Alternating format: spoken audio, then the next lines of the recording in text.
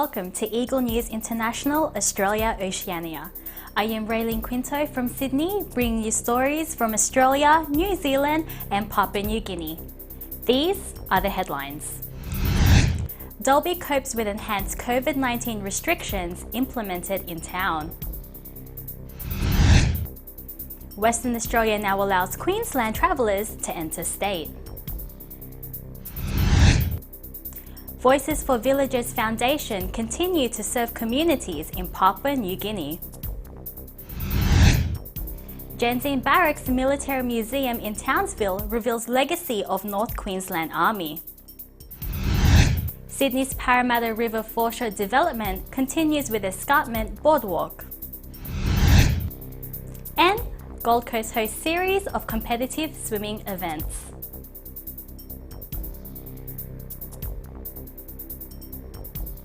Let's kick off with some COVID-19 updates in Australia. Dalby, a town in the Western Downs region of Queensland, sought enhanced restrictions concurrent to the lockdown of Brisbane City.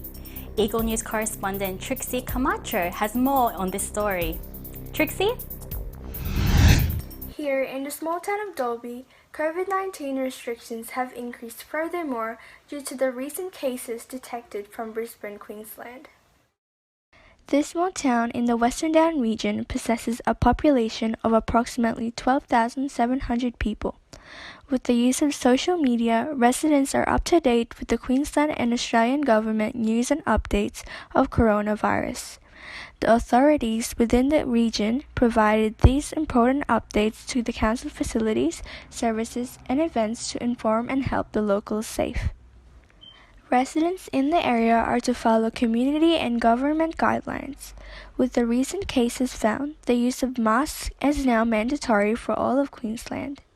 Every store in Dalby consists of a sign to keep the residents aware that a face mask must be worn before entering.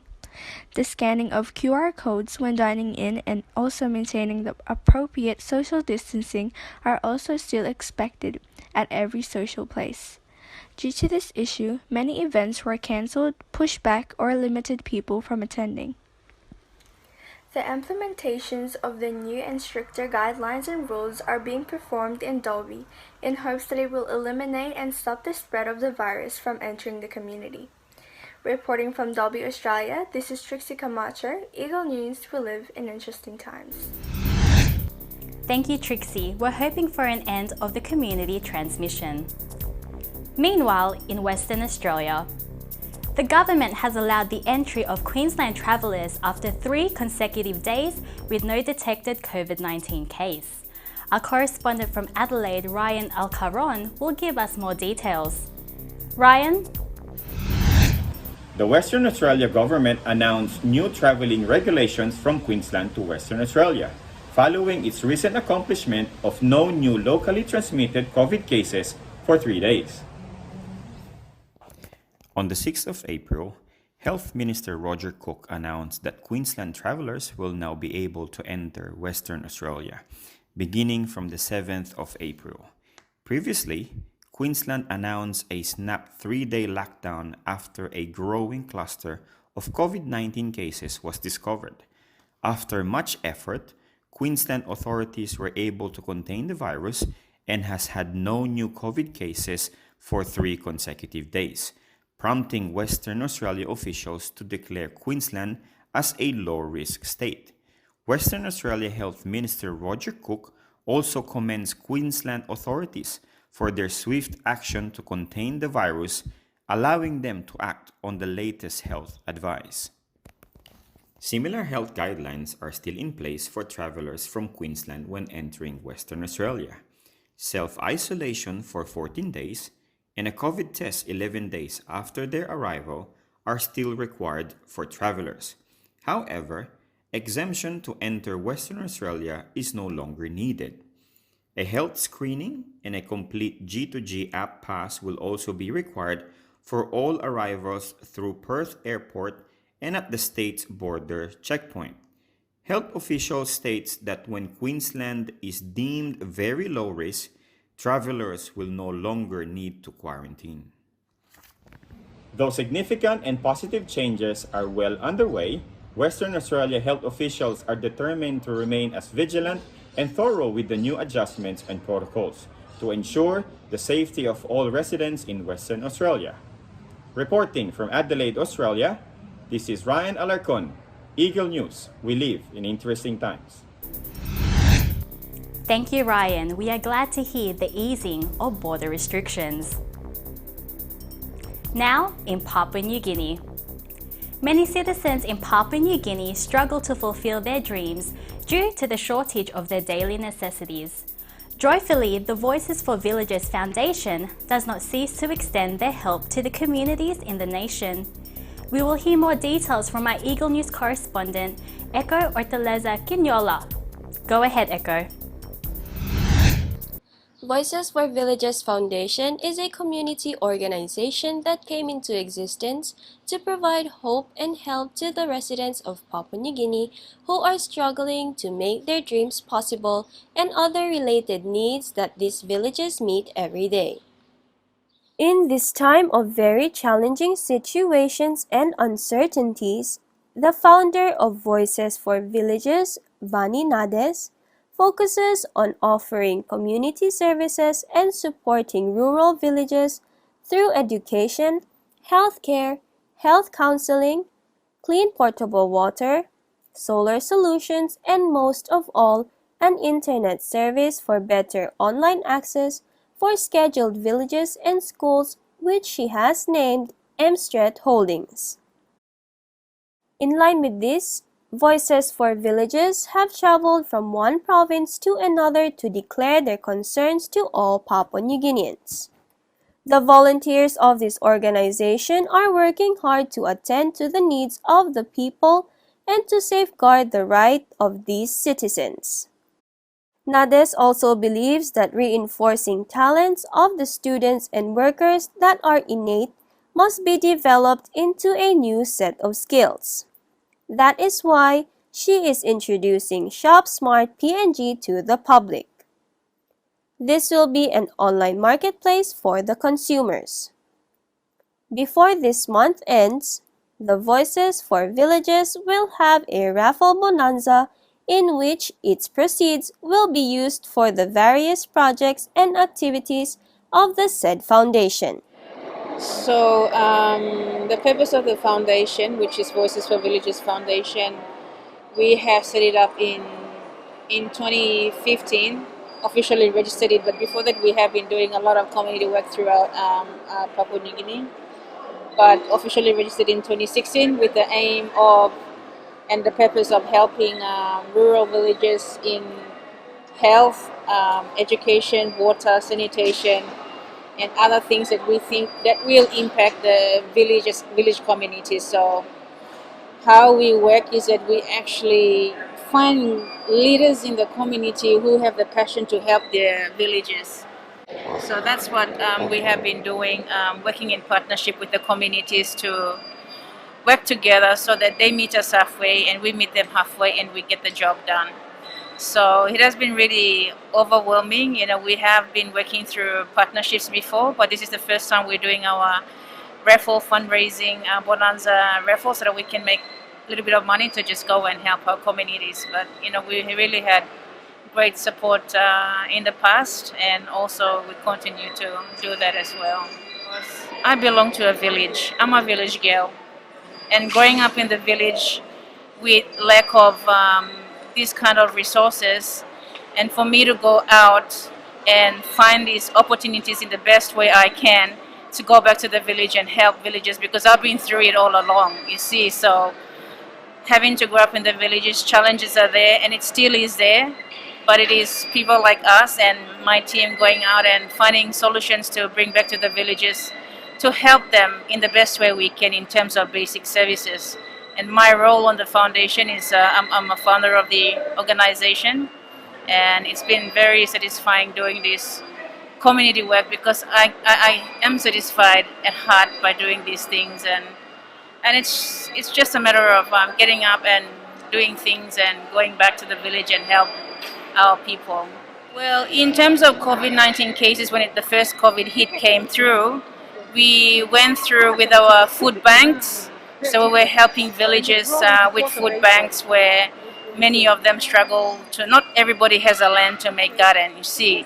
So, but when we went to support the villages, we actually gave it to every household in the villages that we went to. Every house has actually got some food pack to just keep them going to survive for the next, 1 week or 2 weeks or even a month. That supplies that we did for all the houses, and we never left anybody out. So we were dealing with the councillors to count all the houses, and then we, portion it out accordingly to go and distribute. So we've been doing that ever since, and it's not stopping us to also do water projects as well. So we've been doing that throughout, maintaining COVID protocols, and it's been a challenge. COVID has really challenged every one of us, not only us, but through our fun projects that we want to go out to villages.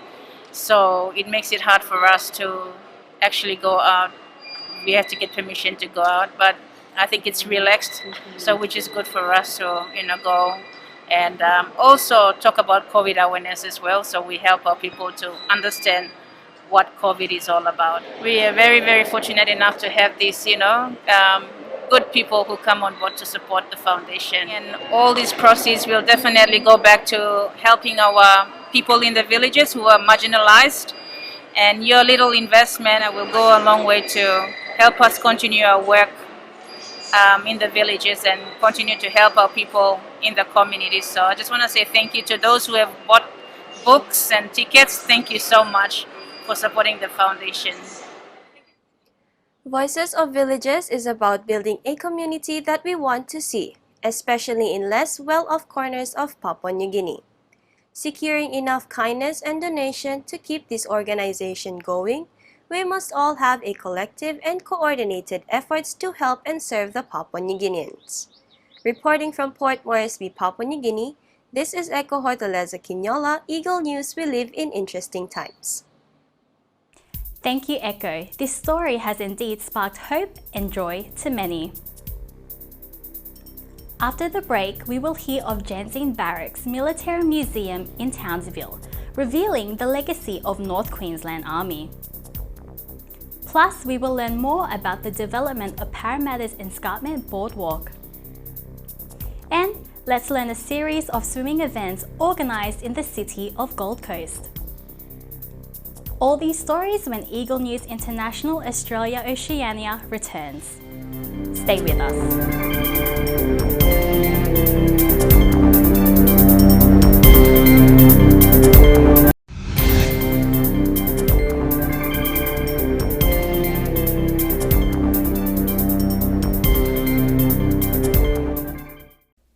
Welcome back. You're watching Eagle News International Australia Oceania.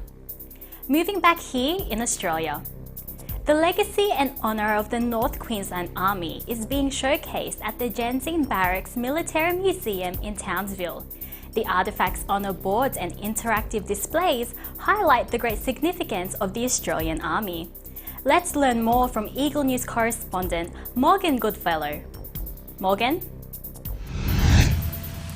The Jensine Barracks here in Townsville, Australia, has held the legacy of the North Queensland Army for 120 years and can now be displayed and honoured inside the Jensine Barracks Military Museum.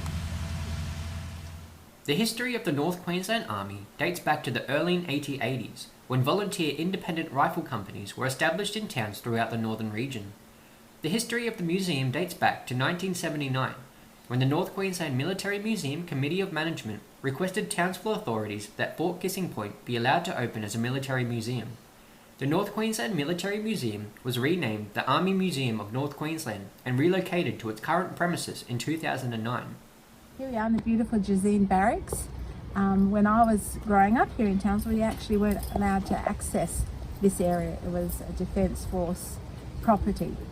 I love the restoration that's been here, and of course they've done a beautiful job.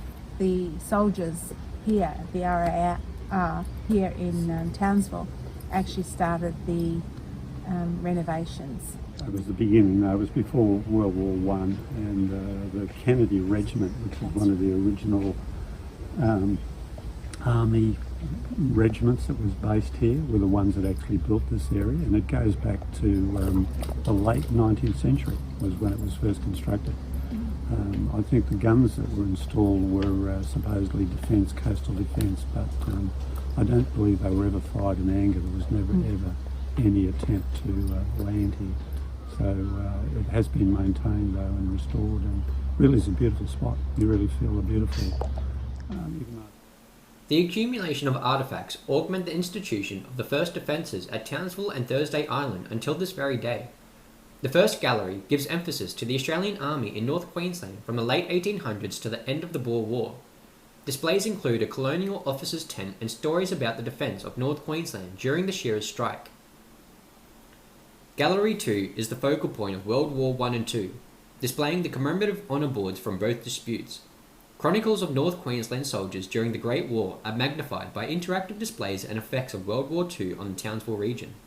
Displays include interactive World War I trench and Western Front tunnels, and gun emplacements used in Townsville during World War II. Gallery 3 focuses on more recent and contemporary conflicts, including Korea, Vietnam, East Timor, Solomon Islands, and the Middle East. Displays include a Korean War command bunker, a gun position from Southeast Asian conflicts, and a Kids Command Center play area. COVID-19 safety measures have been implemented, with sign-in and sanitation stations placed at each entrance of the museum.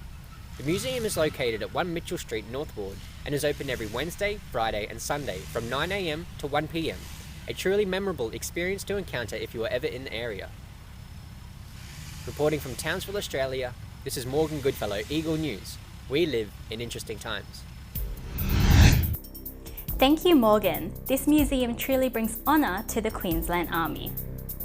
Now in New South Wales. Parramatta in Sydney is undergoing development to their river foreshore, with various precincts underway. The highly anticipated Escarpment Boardwalk aims to expand the accessibility of residents through riverside pedestrians and cycling routes. Eagle News correspondent Abigail Karungai will give us more details on this developing story. Abigail? The City of Parramatta has seen an increased focus in the New South Wales Government's vision for Greater Sydney. A plan called A Metropolis of Three Cities is to transform Parramatta into one of three major urban centres. In this plan, it is dubbed the Central River City because of its prominent position on the Parramatta River, which feeds into Sydney Harbour. This important location has led to the planned development of the Parramatta City River Strategy, which will transform the foreshore into a widely accessible public space of cultural significance that links to Greater Parramatta. Some infrastructure is already in place, such as the Riverside Theatre, the Bankwest Stadium, and the Ferry Wharf, which link Parramatta to further river communities and the Sydney CBD. A major part of this riverside development is the betterment of pedestrian and cycling routes along the river. The new Escarpment Boardwalk, opened only this month, runs along the north bank of the river across from the ferry terminal. It fills a crucial missing link in the Parramatta Valley Cycleway, which stretches from Parramatta Park on the west side of the city all the way to Sydney Olympic and the revitalised suburb of Melrose Park. The completion of the Escarpment Boardwalk creates an unbroken network of over 20 kilometres of off-road paths, usable by both pedestrians and cyclists. The boardwalk cost $18 million in total, a sum mainly funded by the New South Wales Government's Cycling Infrastructure Fund and Active Transport Program, which cumulatively contributed $16.35 billion. The Parramatta Council footed the rest of the bill. The council estimates that almost 2 million people actively use the foreshore area every year, making the boardwalk an important addition to the city. Comprised of 10-ton concrete panels, it is designed to withstand extreme conditions such as flooding or even a ferry strike. Although mildly damaged before opening due to the significant flooding in March, repairs did not take long, proving its durability. Aside from being an important transport link, the boardwalk also improves the area around the ferry terminal, which is planned to be a major entrance to the river city. Named Parramatta Quay, it is set to create a powerful first impression to the many thousands of visitors who come to Parramatta via ferry every year, according to Parramatta Lord Mayor Bob Dwyer. The Escarpment Boardwalk is truly a significant and useful addition to the fast-growing city of Parramatta and bodes well for future river development. Reporting from Sydney, Australia, this is Abigail Kruger. Eagle News, we live in interesting times. Thank you, Abigail. We're eager to see the outcome of this development.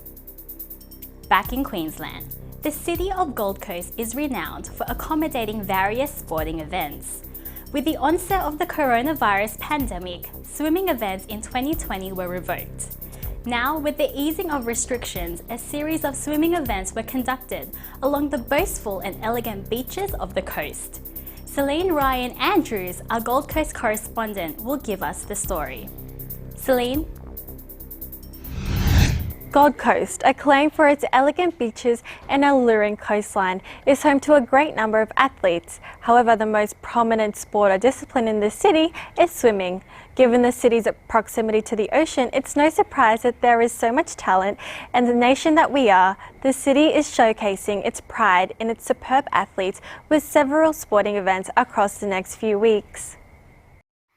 The first competition takes place in the Marine Parade in Labrador, an outdoor swimming centre near the Broadwater Parklands. The 2021 Australian Age Swimming Championships is one that many swimming athletes look forward to during the year.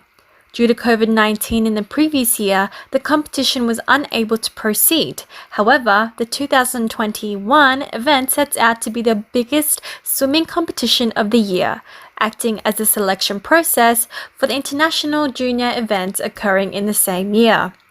Swimmers of all ages will come to compete against each other across many classes and ages. Taking place on the northern end of Gold Coast in Clear Island waters is the Gold Coast Triathlon in memory of Luke Harrop, one of Australia's brightest triathlon athletes who sadly passed away before his potential was realised.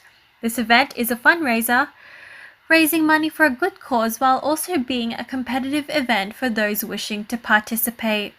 On the 11th of April from 6 p.m. to 11 p.m, multiple events will take place, including the sprint, enticer, and cool kids options for all types of athletes.